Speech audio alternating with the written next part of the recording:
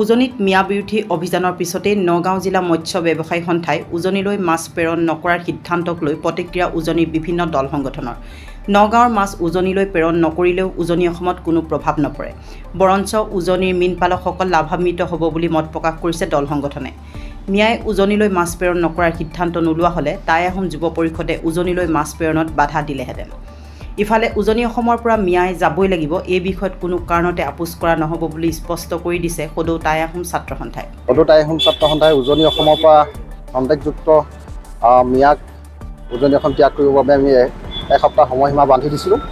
আৰু এনেধৰণৰ কাৰ্যসূচী চলি থকাৰ মাজতে যোৱাকালি নগাঁও যি মৎস্যপালন সন্থা, এই মৎস্যপালন সন্থাই উজনি অসমলৈ মাছ প্ৰেৰণ নকৰা যি এটা সিদ্ধান্ত গ্ৰহণ কৰিছোঁ বুলি তেখেতলোকে নিউজ চেনেলৰ আগত তেখেতলোকে মন্তব্য আগবঢ়াইছে।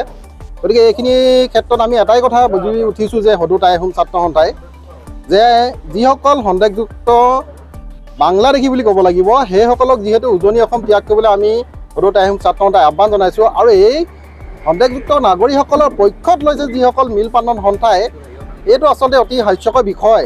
আৰু সদৌ টাই আহোম ছাত্ৰ সন্থাই আমি এটা কথা স্পষ্টকৈ ক'ব বিচাৰিছোঁ যে উজনি অসমৰ যিসকল আমাৰ ডেকা ল'ৰা আছে, যিসকল কৰ্মজীৱী যিসকল ডেকা ল'ৰা আছে, তেখেতলোকে নিজেই মৎস্য উৎপাদন কৰি নগাঁৱতকৈ বেছি বিতৰণ কৰা এটা আমাৰ সামৰ্থ্য আছে। গতিকে আমি এটা কথা আজি স্পষ্টকৈ ক'ব বিচাৰিছোঁ, যদি নগাঁৱত যদি মৎস্যপালন সন্থাই যদি উজনি অসমলৈ যদি তেখেতলোকে মাছ নপঠিওৱা সিদ্ধান্ত গ্ৰহণ কৰিছে, তেতিয়াহ'লে আমি সদৌ টাই আহোম ছাত্ৰ সন্থাই এটা কথা আমি স্পষ্ট কৰি দিব বিচাৰিছোঁ যে কিবা কাৰণত যদি নগাঁৱৰ পৰা যদি তেখেতলোকৰ মাছ যদি আমাৰ উজনি অসমত আমি দেখা পাওঁ, তেতিয়াহ'লে সেই মাছ কিন্তু আমি ঘূৰাই পঠিয়াম। এই কথাটো স্পষ্ট কথাই আমি সদৌ টাই আহোম ছাত্ৰ সন্থাই কৈছোঁ। আৰু এটা কথা ক'ব বিচাৰিছোঁ যে মৎস্যপালন সন্থাৰ যি তেখেতলোকে সিদ্ধান্ত গ্ৰহণ কৰিছে যে উজনি অসমলৈ তেখেতলোকে মাছ নপঠিওৱাৰ যি সিদ্ধান্ত গ্ৰহণ কৰিছে, তেখেতলোকে এই সিদ্ধান্তটো কিন্তু অটল ৰাখিব লাগে। কাৰণ তেখেতলোকে ব্যৱসায় কৰিছেতো, এই সিদ্ধান্তটো তেখেতলোকে অটল ৰাখিব লাগে। আৰু উজনি অসমলৈ তেখেতলোকে যি মাছ নপঠিওৱা যি সিদ্ধান্ত কৰিছে, এই সিদ্ধান্তটো অটল ৰাখক। আৰু আমি সদৌ টাই আহোম ছাত্ৰ সন্থায়ো আমাৰ যিসকল আমাৰ যুৱক যুৱতী আছে, তেখেতলোকক আমি আহ্বান জনাইছোঁ যে এইটো এটা আমাৰ সুযোগ, আমাৰ যি কৰ্ম, এই কৰ্ম কিন্তু আমি সমগ্ৰ অসম তথা বিশ্বৰ আগত আমি দাঙি ধৰিব লাগিব। আমাৰ যিবিলাক গাঁও অঞ্চলত যিবিলাক আমাৰ পুখুৰী আছে, এই পুখুৰীত আমি মাছ পালন কৰিলে আমি নগাঁৱতকৈ বেছি আমি মাছ আমি উৎপাদন কৰি অন্যান্য ঠাইলৈ আমি বিলাব পাৰিম। গতিকে আমি সদৌ টাই আহোম ছাত্ৰ সন্থাই আৰু এটা কথা স্পষ্টকৈ কৈ দিছোঁ যে এনেধৰণৰ মাজত মিয়া যিসকল সন্দেহযুক্ত নাগৰিক, এই নাগৰিকসকলক ৰক্ষণাবেক্ষণ দিবলৈ মৎস্যপালনে নহয় আৰু বহু এনেধৰণৰ বিধায়কো আগভাগ লৈছে। গতিকে সেইসকলক আমি ধিক্কাৰ জনাইছোঁ।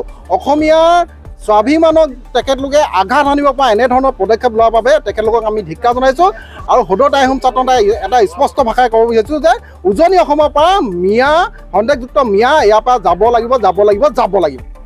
সঁচা অৰ্থত ক'বলৈ গ'লে তেওঁলোকে বন্ধ কৰা নাই, আমিহে বন্ধ কৰিছোঁ বুলি ক'ব লাগিব। তেওঁলোকে বন্ধ নকৰাহেঁতেন আমি টাই আহোম যুৱ পৰিষদে মৎস্য যোনটো নগাঁৱৰ পৰা উজনি অসমলৈ মাছ আহে, এইটো আমি বন্ধ কৰিলোহেঁতেন। এটা কথা স্পষ্ট, যিটো এতিয়া মিয়াক লৈ যিটো আন্দোলন হৈছে, এই আন্দোলন কিন্তু এটা বেলেগ গতিৰ ৰূপ এটা লৈছে। সিদিনা আগলৈকে অনা অসমীয়া যিটো আন্দোলন আছিলে, এতিয়া গৈ মিয়া হৈছে। আমি এটা কথা স্পষ্ট কৈছোঁ, হিন্দী ভাষী অনা অসমীয়া যি দপদপনি আছিলে, এই দপদপনি কোনোদিন সহ্য কৰা নহ'ব। আৰু লগতে সমান্তৰালভাৱে মিয়াৰ যোনটো উৎপাত বাঢ়িছে, এইটো কিন্তু সমান্তৰালভাৱে বন্ধ হ'ব লাগিব। আমি দেখিছোঁ ঢিঙৰ যিটো কাণ্ড ঘটি গ'ল, এই কাণ্ডৰ এইটো প্ৰথম নহয়। যেতিয়া ক'ৰবাত এটা মন্দিৰ বা নামঘৰত চুৰ হয়, তাত কোন থাকে? মিয়া থাকে। যেতিয়া গৰু গাড়ী বা গৰু চুৰ হয়, তাত কোন জড়িত থাকে? মিয়া থাকে। আমাৰ যুৱতীসকল নিৰাপদভাৱে টাউনলৈ ওলাই আহিব নোৱাৰা এনেকুৱা এটা পৰিৱেশ মিয়াৰ কাৰণে হৈছে।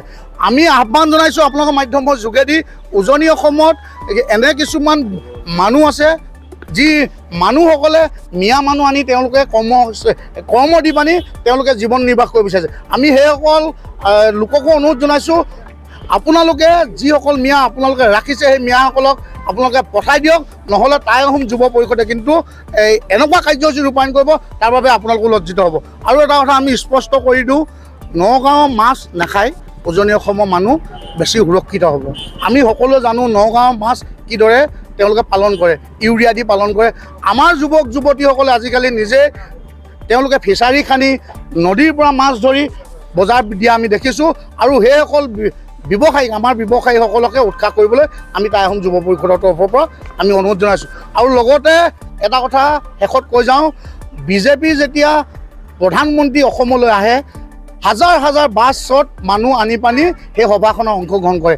এই মিয়াখেদা আন্দোলনখনত বিজেপি যাতে হাজাৰ হাজাৰ বাছ নহ'লেও কম সংখ্যক হ'লেও মানুহ আনি আমাৰ লগত সহায় সহযোগ কৰি এই মিয়াখেদা আন্দোলন সহায় কৰিবলৈ আমি টাই আহোম যুৱ পৰিষদৰ পৰা অনুৰোধ জনাইছোঁ।